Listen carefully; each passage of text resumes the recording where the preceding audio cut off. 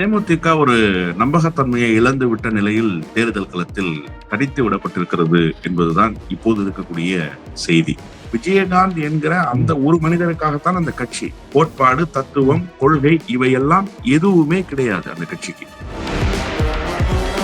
அதிமுகவே உங்களை ஒரு கன்சர்னா எடுத்துக்க முடியாத நிலைமையில நீங்க இருக்கீங்க அப்படின்னு சொன்னா நீங்க எந்த இடத்துல இருக்கீங்கிறத சுய பரிசோதனை செய்துக்கணும். அப்போ நீங்க தேமுதிக என்கிற கட்சி பலகீனப்பட்டதற்கு இப்போது இருக்கிற அதனுடைய தலைமை பிரேமலதா விஜயகாந்த் தான் காரணம். தேமுதிகவுடைய நிலைப்பாடு தான் காரணம். இன்னும் மோசமான நிலைக்கு தேமுதிக போகும் என்றுதான் நான் எதிர்பார்க்கிறேன்.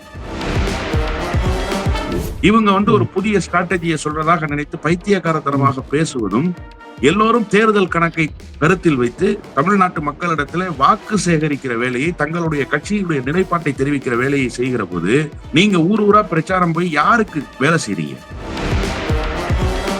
நீங்க பத்திரிகையாளர்களை நாகரிகமாக என்றைக்கு விஜயகாந்தினுடைய மனைவி சந்திச்சாங்க சொல்லுங்க. பத்திரிகையாளர்களை நீங்க எதிர்கொண்ட விதமே ஏதோ நீங்கள் ஒரு ஆண்ட மனப்பான்மையில் இருப்பதை போலவும், அவர்கள் எல்லாம் அடிமைகளை போலவும். ஜனநாயகத்தினுடைய 4வது தூண் இல்லையா? பத்திரிகைகள் 1000 செய்திகள் வரும். உங்களுக்கு ஃபேவராவே பத்திரிகை செய்தி போடுமா? நெகட்டிவான நியூஸே பத்திரிகையில வரக்கூடாதா?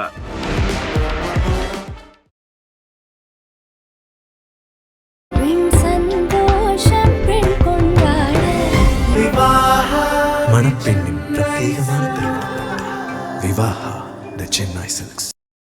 உலக தமிழர்களுக்கு வணக்கம். இது கிங் டிவி. இன்றைய நிகழ்வில் நம்மோடு திராவிட வெற்றி கழகத்தின் முதன்மை செயலாளர் திரு வல்லம் பசீர் அவர்கள் நிகழ்வில் இணைகிறார்கள். வணக்கம் தோழர். வணக்கம். தேர்தலுக்காக எல்லா கட்சிகளும் தயாராகி கொண்டிருக்கிற இதே வேளையில தேமுதிகவுடைய கூட்டணி நிலைப்பாடு என்னவாக இருக்கிறது?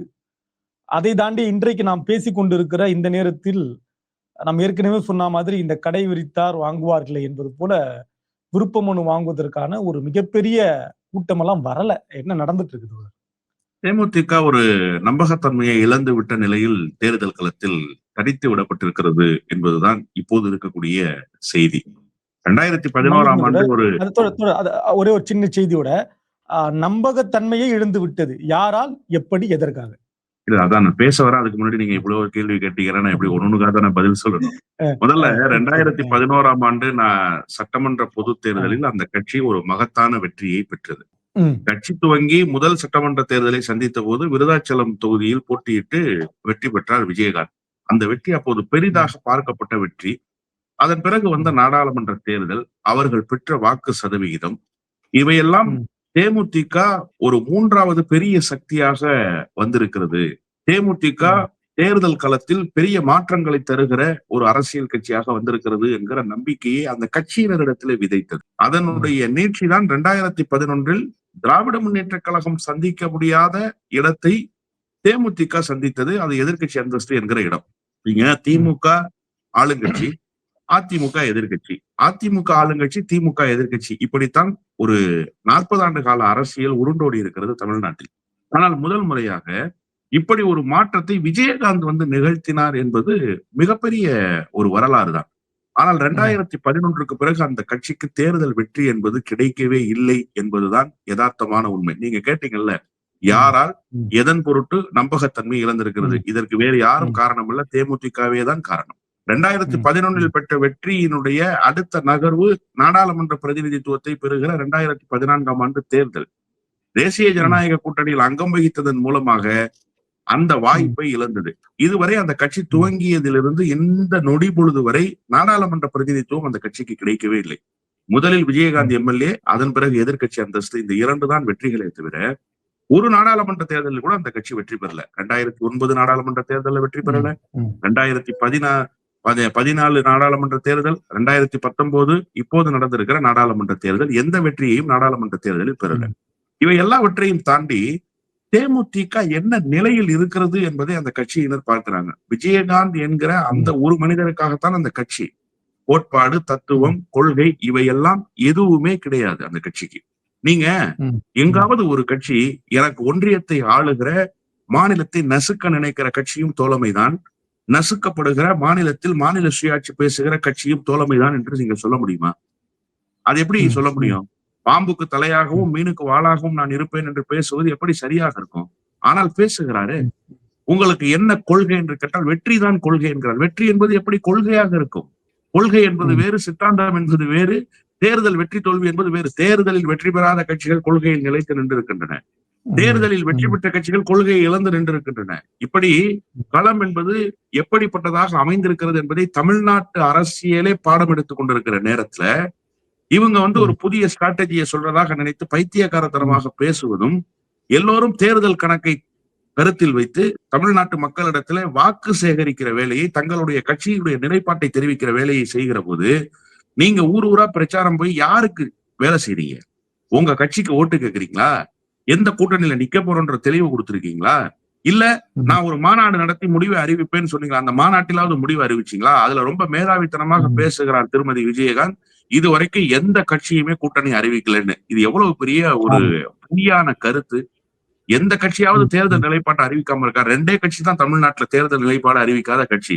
ஒன்று ராமதாஸ் தலைமையில் இருக்கிற பாமக, இன்னொன்று விஜயகாந்த் மனைவியினுடைய தலைமையில் இருக்கிற தேமுதிக. இந்த 2 கட்சி மட்டும்தான். வேற எல்லா கட்சிகளும் தேர்தல் நிலைப்பாட்டை அறிவித்தாகிவிட்டது. தேர்தல் பணியை துவங்கி ஆகிவிட்டது. அப்போ இந்த நம்பகத்தன்மை இழந்ததற்கு காரணம் தேமுதிகவும் தேமுதிகவுடைய தலைமையும் தான். அதனால்தான் விருப்ப மனு பெறுவதற்கு யாருமே தயார். சார், மாவட்ட செயலாளர் கூட்டத்துல மெஜாரிட்டியான ஆட்கள் சொல்றாங்க, மாவட்ட செயலாளர்களுடைய கருத்தாகவே வெளிப்படுத்துறாங்க, திமுகவினுடைய தலைமையிலான அணியில் நாம் இடம்பெற்றால்தான் வெற்றியை பெற முடியும். இந்த முறை வெற்றி பெற்றால் மட்டுமே தேமுதிகவை நாம் அடுத்த கட்டத்துக்கு எடுத்து செல்ல முடியும்ன்றாங்க. அதான சார் உண்மை. கோட்பாடு இல்லாமல், கொள்கை இல்லாமல், தமிழ்நாட்டு மக்களினுடைய மனநிலையை வென்றெடுக்கிற களத்தில் நிற்காமல், தேர்தல் வெற்றியும் பெறாமல் ஒரு கட்சி எப்படி சார் 15 ஆண்டு காலம் சும்மா அப்படியே நகர்ந்து வருமா? தேமுதிக கடைசியாக மக்களுக்கு நடத்திய போராட்டம் என்ன? கடைசியாக மக்களோடு நின்று குரல் எழுப்பி அவர்களுடைய குரல் என்ன? நீங்க ஞாபகப்படுத்தி சொல்லுங்க. ஒரு ஊடகவியலாளரா எங்காவது ஒரு களத்தில் வந்திருக்கிறார்களா? திருப்பரங்குன்ற விவகாரத்தில் விஜய் பேசவில்லை என்று சொல்கிறோம். விஜயகாந்தினுடைய மனைவியே பேசவில்லை. யாருக்கு ஆதரவாக பேசினார்? யார் பக்கம் நின்று குரல் கொடுத்தார்? தமிழ்நாட்டினுடைய தன்மை நினைத்தாரா? அப்போ நீங்க தேமுதிக என்கிற கட்சி பலகீனப்பட்டதற்கு இப்போது இருக்கிற அதனுடைய தலைமை பிரேமலதா விஜயகாந்த் தான் காரணம். தேமுதிகவுடைய நிலைப்பாடுதான் காரணம். இன்னும் மோசமான நிலைக்கு தேமுதிக போகும் என்றுதான் நான் எதிர்பார்க்கிறேன். காரணம் என்ன அப்படின்னு சொன்னா, கடைசி நொடி பொழுது வரை அவர்களால் தேர்தல் கூட்டணியை முடிவு செய்ய முடியாது. ஏன்னா அதிமுகவும் திமுகவும் ரொம்ப தெளிவா இருக்காங்க. திமுக அவர்களை அழைத்து பேசுவது போன்ற ஒரு துணி இருந்தால் அதிமுக கிட்ட டிமாண்ட் பண்ணுவாங்க. அதிமுக அழைத்து பேசுவது போல ஒரு துணி இருந்தா திமுக கிட்ட டிமாண்ட் பண்ணுவாங்க. இத 2 கட்சியினுடைய தலைமையும் புரிஞ்சு வச்சிருக்காங்க. ஏன் இவங்களை அழைத்து பேசி அவங்களோட டிமாண்டை உயர்த்தணும்? தேவைப்பட்டால் வரட்டும், கொடுக்கிற எண்ணிக்கையில் போட்டியிடட்டும். அவங்க டிமாண்ட் பண்ணி கேட்கிற இடத்துல அவங்களும் இல்ல, அப்படி கொடுக்க வேண்டிய அவசியம் நமக்கும் இல்லைன்னு 2 கட்சியும் முடிவு பண்ணிடுச்சு. ஏன்னா எடப்பாடி பழனிசாமி ஒரு பெரிய அவமானத்தை பிரேமலதாவிடம் சந்திச்சார். மாநிலங்களவை என்கிற அந்த வாய்ப்பை தங்க தாம்பாளத்தில் வைத்து அனுப்பி வைத்தார். அதை நீங்க ஒண்ணு ஏற்கிறோம்னு சொல்லணும், மறுக்கிறோம்னு சொல்லணும். கிடப்புல வச்சீங்க. தேர்தலுக்கு இன்னும் அவகாசம் இருக்குன்னு சொன்னீங்க. இப்ப டில் டுடே நீங்க பேச்சுவார்த்தை நடத்திக்கிட்டே இருக்கீங்க. ஒரு பக்கம் உங்களுக்கு பேச்சுவார்த்தைக்கு கதவு திறந்தால் இன்னொரு பக்கம் அதை வைத்து பேரம் பேசுவீங்க. அதனால இந்த வாய்ப்பை உருவாக்குறதுக்கு 2 கட்சியும் தயாரா இல்ல. அந்த கட்சி 5 சீட்டு தரேன்றாங்க, இந்த கட்சி 7 சீட்டு தரேன்றாங்க. எங்க உங்களுக்கு வாய்ப்போ நீங்க போய் போட்டிட்டு இருக்க வேண்டியதுதான். நீங்க டிமாண்ட கிரியேட் பண்ண முடியாது. அந்த டிமாண்ட் கிரியேட் பண்ற வேல்யூ போயிடுச்சு உங்களுக்கு அப்படிங்கிறது தான் யதார்த்தமான உண்மை. அதை இன்றைக்கு தேமுதிகவினுடைய அலுவலகம் சாட்சியாக பகிர்கிறது என்றுதான் நான் பார்க்கிறேன். தேமுதிகவுடைய டிமாண்ட் அப்படின்றத நான் இன்னும் புரிதலுக்காக கேட்கிறேன். தமிழ்நாட்டுடைய அரசியல் களத்தில் தேமுதிக என்கிற ஒரு கட்சி இருக்கிறது. அந்த கட்சிக்கான வாக்கு வங்கியும் இருக்கிறது. அப்ப கட்சி நலன் சார்ந்து செயல்படணும் இல்லையா? ஒரு முடிவு எடுக்கணும் இல்லையா? அதையும் நம்ம கருத்துல வங்கி இருக்கிறது அப்படின்னு நான் அதை எப்படி புரிஞ்சுக்கிறதுன்னு எனக்கு தெரியல. எந்த தேர்தலில் அது நிரூபிக்கப்பட்டிருக்கிறது, அது நிலை பெற்றிருக்கிறதா என்கிற கேள்வி ஒன்று இருக்கு. நீங்க வாக்கு சதவீதம் அப்படின்னு சொன்னா தேமுதிகவினுடைய ஸ்ட்ரென்த் என்ன? கடைசியாக தேமுதிக அறுவடை செய்திருக்கிற வாக்குகளினுடைய சதவீதம் என்ன அப்படிங்கிறத பார்க்கணும். நீங்க இண்டிவிஜுவலா தேமுதிக கடந்த காலத்தில் 2009 தேர்தலில் வைத்திருந்த வாக்கு, 2006 தேர்தலில் தொகுதி வாரியாக 10,000 15,000 வாக்குகளை வைத்திருந்த அந்த கட்சியினுடைய நிலைமை இன்றைக்கு தலைகீழாக மாறிடுச்சு. அப்போ சரியான முடிவை எடுக்கணும் இல்லையா அப்படின்னு நீங்க கேட்ட கேள்விக்குள்ள நான் வர்றேன். நிச்சயமாக சரியான முடிவை தேர்தல் நேரத்துல கண்டிப்பா எடுத்தே ஆகணும். ஏன்னா ஒரு தலைமை மாற்றம் ஏற்பட்டிருக்கு. ஒரு மிகப்பெரிய வெற்றிடமும் வெறுமையும் அந்த கட்சிக்குள் இருக்கு. சார், விஜயகாந்துக்காக தான் சார் அந்த ரசிகர்கள் வந்தாங்க. கேப்டன் மன்றங்கள் தான் தேசிய முற்போக்கு திராவிடர் கழகமாக மாறியது. கேப்டன் மன்றத்திலேயே அவர்களை அரசியல் வயப்படுத்தினார் விஜயகாந்த். விஜயகாந்தினுடைய நல்ல மனம், அவருக்கு இருந்த எல்லோரையும் அரவணைக்கிற போக்கு, அவரிடத்துல வெளிப்பட்ட அந்த அன்பு, அதற்காக வந்து சேர்ந்த கட்சி தான் தேமுதிக. இல்லைன்னா தேமுதிக என்ன, நான் வந்து தமிழ்நாட்டினுடைய மாநில சுயாட்சிக்காக அயராது உழைப்பேன் அப்படியெல்லாம் பேசிய கட்சியா? நான் வந்து திராவிட இயக்கத்தினுடைய லட்சியங்களை வென்றெடுப்பேன், மதச்சார்பின்மைக்கு அரணமைப்பேன் பேசிய கட்சியா? சுயமரியாதையை தேசிய முற்போக்குன்றாங்க. இல்ல, நீங்க ஒரு விஷயம் என்னன்னா, தேசிய முற்போக்கு, தேசியத்துல என்ன முற்போக்கு இருக்குன்னு கேக்குறேன். தேசியமே பிற்போக்குன்ற நான். நீங்க தேசியத்துக்குள்ள ஏன் போய் முற்போக்க தேடுறீங்கன்ற, எங்க இருக்கு தேசியத்துல முற்போக்கு? தமிழ்நாடுதான் சார் முற்போக்கு. அப்ப நீங்க ஏன் தேசியத்துக்குள்ள போய், இது வந்து என்ன கதைன்னு கேட்டீங்கன்னா, இந்த இந்திரா காந்தி அம்மையார் நெருக்கடி கொடுத்தோன்னே அண்ணா திராவிட முன்னேற்ற கழகத்தை அனைத்து இந்திய அண்ணா திராவிட முன்னேற்ற கழகம் வேலை இந்த வேலை. அது மாதிரிதான் நீங்க தேசியத்துக்குள்ள போய் முற்போக்கு, தேசியமே ஒரு பிற்போக்குன்ற நானு. நீங்க அதுக்குள்ள ஏன் முற்போக்கு தெரியும்? இதெல்லாம் பழைய கதை சார், இதெல்லாம் ரொம்ப நேரம் ஆகும் பேசினா. இப்ப என்ன அப்படின்னு சொன்னா, இப்ப விஜயகாந்தினுடைய மறைவுக்கு பிறகு ஒரு வெறுமை நிலவுது அந்த கட்சிக்குள்ள. அந்த கட்சியினுடைய தொண்டர்கள் பாதி பேர் வெளியேறிட்டான். இன்னும் மீதி இருப்பவர்கள் பழைய விஜயகாந்த் மீது இருக்கக்கூடிய அந்த அன்பு, விஜயகாந்தியினுடைய மனைவி என்கிற அந்த ஒரு பாசம் அவர்களை நிறுத்தி வச்சிருக்கு. அப்போ தொண்டர்களை அரவணைக்கிற தலைமையாகவாது நீங்க வெளிப்படணும். நீங்க வெற்றி தோல்வி இல்லாமல் பல இயக்கங்கள் கடந்திருக்கு சார். களத்துல நின்று இருக்கிறாங்க, பயணிச்சிருக்கிறாங்க. ஆனா அந்த தலைமையினுடைய ஒரு பக்குவப்பட்ட பேச்சு, நீங்க தமாகவுக்கு என்ன களம் இருக்கு தமிழ்நாட்டு அரசியல் களத்துல? ஜி.கே. வாசனுக்கு ஏதாவது ரோல் இருக்கா? ஆனா ஜி.கே. வாசனை நம்பி ஒரு 10 பேர் நிக்கிறாங்கல்ல. அதுக்கு காரணம் என்னன்னா, ஜி.கே. வாசனுடைய பேச்சு, அவர் பழகுகிற அந்த விதம். வணக்கம் சார், எப்படி சார் இருக்கீங்க? அந்த சார்ன்ற வார்த்தை அவர் யார் இடத்துலயும் மாத்துறது இல்ல. என் மகனையும் சாரும்பாரு, என்னையும் சாரும்பாரு, எங்க அப்பாவையும் சாருன்றார். இது வந்து மூப்பனாருடைய பாணி. அப்போ நீங்க குறைஞ்சபட்சம் ஒரு நாகரிகமாவது நடந்துக்கணும். நீங்க வந்து பத்திரிகையாளர்களை நாகரிகமாக என்றைக்கு விஜயகாந்தினுடைய மனைவி சந்திச்சாங்க சொல்லுங்க? பத்திரிகையாளர்களை நீங்க எதிர்கொண்ட விதமே ஏதோ நீங்கள் ஒரு ஆண்ட மனப்பான்மையில் இருப்பதை போலவும், அவர்கள் எல்லாம் அடிமைகளை போலவும். ஜனநாயகத்தினுடைய 4வது தூண் இல்லையா? பத்திரிகைகள் 1000 செய்திகள் வரும். உங்களுக்கு ஃபேவராவே பத்திரிகை செய்தி போடுமா? நெகட்டிவான நியூஸே பத்திரிகையில வரக்கூடாதா? நெகட்டிவான நியூஸ் வந்தா, நீ யாரு? நீதான ஜெயா டிவி, நீதான கலைஞர் டிவி, நீதான போட்ட, இங்க வா, உன்னதான் தேடிட்டு இருந்தேன். என்ன மாதிரியான பேச்சு இது? இன்னொன்று, நீங்க என்ன, எனக்கு ஒன்னும் புரியல. புரட்சிகரை செய்யத்தக்க பிடல் காஸ்ட்ரோவின் வழியில் இயக்கம் நடத்துறீங்களா? ஹோசிமின் வழியில் இயக்கம் நடத்துறீங்களா? என்ன நீங்க கட்சி நடத்திட்டு இருக்கீங்க? உங்க கட்சியே இப்பதான் 3 மாசமா தான் தமிழ்நாட்டு களத்துல இருக்கிற செய்தியே வருது. அதுக்கு முன்பு எங்க இருந்துச்சு உங்க கட்சி? மேடையில ஏறிக்கிட்டு எங்களுடைய உதவி இல்லாமல் யாரும் ஆட்சி அதிகாரத்தை கைப்பற்ற முடியாது. அப்ப 2016 அதிமுக கைப்பற்றுச்ச, யாருடைய ஆட்சி? யாருடைய ஆதரவுல கைப்பற்றப்பட்ட ஆட்சி? 2021 திமுக கைப்பற்றுச்ச, யாருடைய ஆதரவுல கைப்பற்றப்பட்ட ஆட்சி?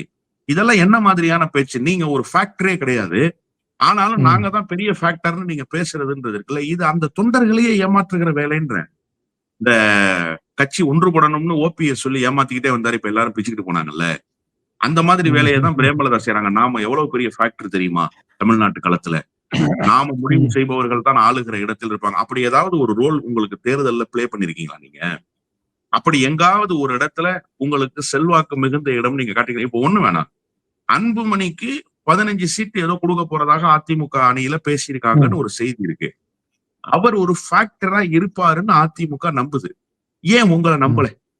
அதிமுகவுக்கு இப்ப கூட்டணி ரொம்ப முக்கியம் தானே சார்? நிச்சயமாக ஒரு கூட்டணி முக்கியம். பெரிய கூட்டணி அமைக்கணும்னு அவங்க பாடுபடுறாங்க. பாமகவுக்கு 15 சீட்டு கொடுத்த அதிமுக உங்களுக்கு குறைஞ்சபட்சம் ஒரு 15 சீட்டு இல்லைனாலும் 12 சீட்டாவது தரேன்னு சொல்லணும்ல. அப்ப அதிமுக என்ன உங்க வாக்குகள் வேணாம்னு இடது கையால் உதறி தள்ளுகிற நிலையில் இருக்கா? இல்ல. ஆனா அதிமுகவே உங்களை ஒரு கன்சர்னா எடுத்துக்க முடியாத நிலைமையில நீங்க இருக்கீங்க அப்படின்னு சொன்னா, நீங்க எந்த இடத்துல இருக்கீங்கிறத சுய பரிசோதனை செய்துக்கணும். அதனால்தான் நான் சொன்னேன், நீங்க சொல்ற எந்த களமும் தேமுதிகவுக்கு தமிழ்நாட்டு அரசியல் களத்துல இல்ல. திருமாவளவன் அவர்கள் திமுக கூட்டணியில் பாமக இடம்பெறுமானால் அந்த இடத்தில் விசிக இருக்காது என்கிற பதிவை ஒரு தனியார் தொலைக்காட்சியில பேசுகிற பொழுது பதிவு செய்கிறார். கூடுதலாக இன்னொரு சொல்லாடலை பயன்படுத்துகிறார். பாமகவையும் பாஜகவையும் ஒரே தட்டில் வைத்து பார்ப்பது அப்படின்னு இருக்கு. இது உள்ளபடியா அப்படி பார்க்கலாமா, இல்ல மிகையாக பார்க்கப்படுகிறதா? அதுதான் விசிக கற்றுக்கொண்ட பாடம்னு பார்க்கலாமா? கடந்த கால அனுபவத்தை ஒப்பிட்டு அப்படி பேசுகிறாருன்னு பார்க்கலாமா? இல்ல, இதை நான் வந்து விசிகாவினுடைய தனிப்பட்ட கருத்து என்று எடுத்துக்கொள்ள கூடாது என்றுதான் நான் கருதுறேன். நீங்க இந்த மண்ணில் ஒடுக்கப்பட்டவர்கள் மேலே வர வேண்டும் என்பதற்காக பாதை சமைத்த இயக்கம் திராவிட இயக்கம். நசுக்கப்பட்டவர்கள் அரசியல் அங்கீகாரம் பெற வேண்டும் என்பதற்காக அரசியலில் களம் செலுத்திய இயக்கம் திராவிட இயக்கம். அந்த திராவிட இயக்கத்தினுடைய வலிமை 50 ஆண்டு காலமாக தமிழ்நாட்டில் நிலைநாட்டப்பட்டதற்கு பிறகும் ஒருவரால் ஒரு சாதிய கட்டமைப்பை தலித் அல்லாதார் கூட்டமைப்பு என்று உருவாக்க முடிகிறது என்று சொன்னால் தமிழ்நாடு வெட்கி தலை குனிய வேண்டும்னு நான் சொல்றேன். நீங்க எப்படி சார் தலித் அல்லாதார் கூட்டமைப்புன்னு ஒரு கூட்டமைப்பை உருவாக்க முடியும்? ஏன் தலித் அல்லாதார் கூட்டமைப்பு? நாம துவங்கணும் பார்ப்பனர் அல்லாதார் இயக்கம்னு சொன்னோம். காரணம் என்னன்னா, பார்ப்பனர்கள் இங்கே என்னவாக இருந்தார்ன்றத வரலாறு சொல்லுது. அப்படி தலித்துகள் எங்காவது யாரையாவது நசுக்கி இருக்கார்களா? அண்ணன் திருமாவினுடைய குரலை மறுதளிச்சிட முடியுமா? ஒட்டிய வயிறோடு நோஞ்சான உடலோடு குடிசைக்குள்ளே இருந்து கொண்டிருப்பவனை, கஞ்சிக்காக சிரமப்படுபவனை நீ சித்திரவதை செய்வது நியாயமான்னு அவர் கேட்டார்ல. அந்த குரலை எப்படி நீங்க மறுதளிக்க முடியும்? அதனுடைய வழியை எப்படி நீங்க புறக்கணிக்க முடியும்? அப்ப அந்த மக்களை புறந்தள்ளி விட்டு, அந்த மக்களை ஒதுக்கி தள்ளிவிட்டு ஒரு கட்டமைப்பை உருவாக்கி அவர்கள் அல்லாத கட்டமைப்பை உருவாக்க வேண்டும்னு தமிழ்நாட்டுல ஒருவர் பேசினா அது எவ்வளவு பெரிய பேராபத்து. அதுவும் தமிழ்நாட்டுல. நீ உத்தரப்பிரதேசத்துல பேசுற ஆச்சரியம் இல்ல, நீ பீகார்ல பேசுன ஆச்சரியம் இல்ல, நீ தமிழ்நாட்டுல பேசின. இதையெல்லாம் தாண்டி தமிழ்நாடு சுயமரியாதை திருமணத்துக்கு அங்கீகாரம் தந்த மாநிலம் சார். இன்னைக்கு தரல, 50 வருஷத்துக்கு முன்னாடி கொடுத்துட்டோம். சுயமரியாதை திருமணம் செல்லும் என்கிற சட்டத்தை தந்ததன் மூலமாக சாதிகளை மதங்களை மறுத்து விட்டு வாழ்வை நடத்த முடியும் என்கிற உரிமையை தந்ததற்கு பிறகு நீங்க அவன் பூரா ஜீன்ஸ் பேண்ட் போட்டுட்டு கூலிங் கிளாஸ் போட்டுக்கிட்டு எங்க வீட்டு பெண்கள் ஏமாற்றி நாடக காதல் நடத்துறான் அப்படின்னு ஒரு தலைவர் பேசினா அந்த தலைவரை எப்படி ஏற்றுக்கொள்ள வேண்டும் என்கிற நிலைக்கு தமிழ்நாடு வந்திருக்கு. அண்ணன் திருமாவினுடைய குரல் அல்ல. காரல் மார்க்ஸை பேசியவர் தான் ராமதாஸ், அம்பேத்கரை பேசியவர் தான் ராமதாஸ், பெரியாரை பேசியவர் தான் ராமதாஸ். அந்த ராமதாஸ் என்றைக்கு தலித் அல்லாதார் கட்டமைப்பு என்ற ஒரு கூட்டமைப்பை உருவாக்குவதற்கு முயற்சி செய்தாரோ, தலித் ஒடுக்கப்பட்ட தாழ்த்தப்பட்ட மக்களின் மீது வன்முறை வெறியாட்டத்தை ஏவுவதை சரி என்று பேச துவங்கினாரோ, அப்போதே அவர் தமிழ்நாட்டினுடைய அரசியல் களத்திலிருந்து அந்நியப்பட்டு நிற்க வேண்டிய நிலைக்கு சென்று சேர்ந்தார் என்பதுதான் உண்மை. நாம தள்ளல, அவரே போய் சேர்ந்தார் அந்த இடத்துல. அவர் போய் சேர்ந்ததற்கு பிறகு இந்த அரசு திராவிட மாடல் அரசுன்னு சொல்றோம்ல, பெருமை பேசுகிறோமா இல்லையா? இந்த அரசு திராவிட மாடல் அரசுன்னு சொல்லி எல்லோருக்கும் எல்லாமுமான அரசாக இருக்கிறதுன்னு இந்த அரசு சொல்றோமா இல்லையா? அப்படிப்பட்ட அரசை மீண்டும் அரியணையில் ஏற்ற வேண்டும் என்பதுதானே நோக்கம். அதற்காகத்தானே இவ்வளவு வேலைகளையும் செய்து கொண்டிருக்கிறோம். இதை எல்லாவற்றையும் செய்து கொண்டு சாதிய தூய்மைவாதம் பேசுகிற, ஒடுக்கப்பட்ட நசுக்கப்பட்ட மக்களை எங்கே வைக்க வேண்டும் என்று பேதமை பேசுகிற, அந்த மக்களின் மீது வன்முறையை ஏவுகிற ஒருவரை அழைத்து கூட்டணியில் வைத்துக் கொண்டால் இது எப்படி திராவிட மாடல் கூட்டணியாக இருக்கும்? இது நாம் பேசுகிற சித்தாந்தத்துக்கு எதிரான கூட்டணியாக. இது ஏன் அண்ணன் திருமாவினுடைய குரல்னு மட்டும் பார்க்கணும்? இந்த பிரச்சனை அண்ணன் திருமாவுக்கும் ராமதாசுக்குமான பிரச்சனை அல்ல, சமூக நீதியை விரும்புபவர்களுக்கும் சமூக நீதியை எதிர்ப்பவர்களுக்குமான பிரச்சனை. நான் அப்படிதான் புரிஞ்சுக்கிறேன். எனவே அண்ணன் திருமாவினுடைய கருத்து நியாயமான கருத்து தான். அவருடைய வழி, அவருடைய வேதனை, அவர் எந்தெந்த களத்திலெல்லாம் நின்று அந்த மக்களை பாதுகாக்க வேண்டும் என்று நினைத்தாரோ அந்த களங்களை எல்லாம் சிதைத்து போட்டு அந்த மக்களின் மீது வன்முறை வெறியாட்டம் நடத்தினா ஒரு தலைவர் இந்த கருத்தை கூட வெளிப்படுத்த மாட்டாரா? அந்த உரிமை கூட இல்லையா? அவர் தான் ரொம்ப தெளிவா சொன்னார், எனக்கு தேர்தல் கணக்கு இல்லைன்னு சொன்னார். எனக்கு தேர்தல் கணக்கு இல்லைங்க, தேர்தலில் வெற்றி பெற வேண்டிய எந்த அவசியமும் இல்லைங்க. இன்னொன்று தெரியுமா? ஒன்றிய பாஜக அதிகாரத்தை கைப்பற்றியதற்கு பிறகு ஒடுக்கப்பட்ட மக்களுக்கான அரசியலை நாங்கள் பேசுகிறோம் என்று சொன்ன அகில இந்திய தலைவர்கள் அத்தனை பேரும் ஒருவரை கூட நீங்க விட்டு வைக்க முடியாது. ராமதாஸ் அத்வாலேவில் துவங்கி மாயாவதியிலிருந்து ராம்விலாஸ் பாஸ்வான் வரை, அவருடைய மகன் சிராக் பாஸ்வான் வரை எல்லோரும் இந்துத்துவத்தினுடைய காலடியில் மண்டியிட்ட போது ஒரு தலைவர் மட்டும் நான் இந்துத்துவத்தினுடைய காலடியில் அல்ல, இந்துத்துவம் நிற்கிற பக்கம் கூட நான் நிற்க மாட்டேன்னு சொல்லி பிரகடனம் செய்ததில்லை சார். திருவாரூரில் அவர் பேசிய செய்தி இன்றைக்கும் என் மனதில் பசுமரத்தாணி போல இருக்கு. பாஜகவுல பணியாற்றியவன் என் கட்சிக்கே வராதுன்னு சொன்னார். இப்படி ஒரு கட்சி தமிழ்நாட்டுல இல்ல, இந்தியாவிலேயே பிரகடனம் பண்ணதில்லை. அவ்வளவு பெரிய லட்சியவாதி. எனவே அவர் அந்த கருத்தை முன்வைக்கிறார். அந்த கருத்து தமிழ்நாடுடைய கருத்துன்னு நான் புரிஞ்சுக்கிறேன். திமுகவுடைய கூட்டணியில் விரிசல் ஏற்படும், திருமாவர்கள் திமுக கூட்டணியை விட்டு வெளியே வந்து விடுவார் அப்படின்னு எல்லாம் அரசியல் ஆர்வம் சொன்னவர்களுக்கு இது ஒரு வாய்ப்புன்னு பார்க்கலாமா? இல்ல சார், அதாவது தமிழ்நாட்டினுடைய முதலமைச்சர் தாயுள்ளத்தோடு நடந்து கொள்கிற பக்குவத்தை பெற்றிருக்கிறார். அவர் 100 கலைஞராக மாறி இருக்கிறார் என்றுதான் நான் சொல்வேன். ஏன்னா கூட்டணி கட்சிகளை கண்ணும் கருத்துமாக கட்டி காக்கிற ஒரு பணியை இன்றைக்கு நேற்றல்ல, RK நகர் இடைத்தேர்தலின் போது செய்தார். அன்றிலிருந்து இன்று வரை இந்த கூட்டணியில் ஒரு கட்சிகள் கூட வெளியேறவில்லை.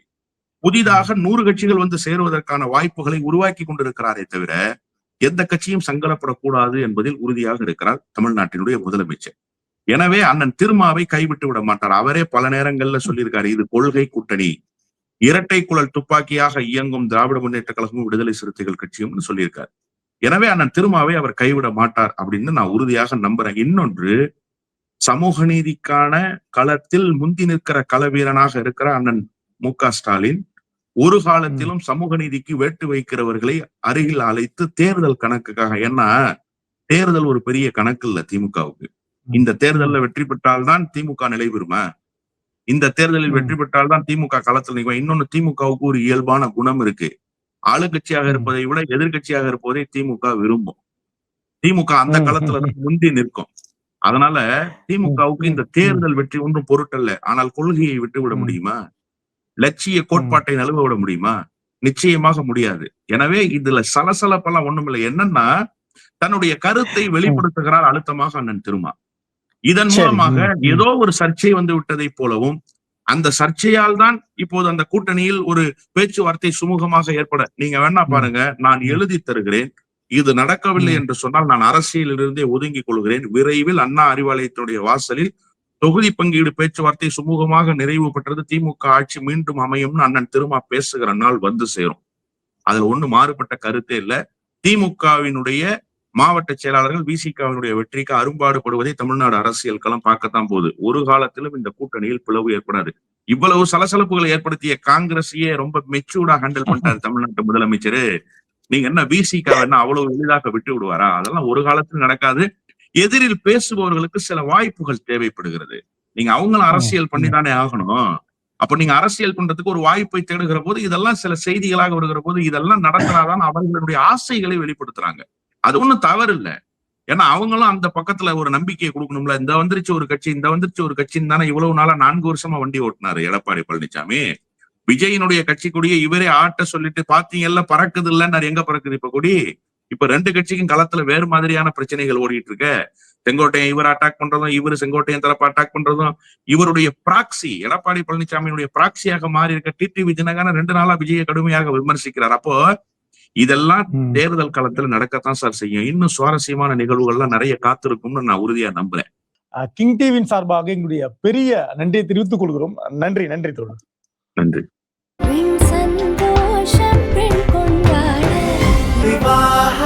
மணப்பெண்ணின் பிரத்யேகமான திருமணம் விவாஹா தி சென்னை சில்க்ஸ்.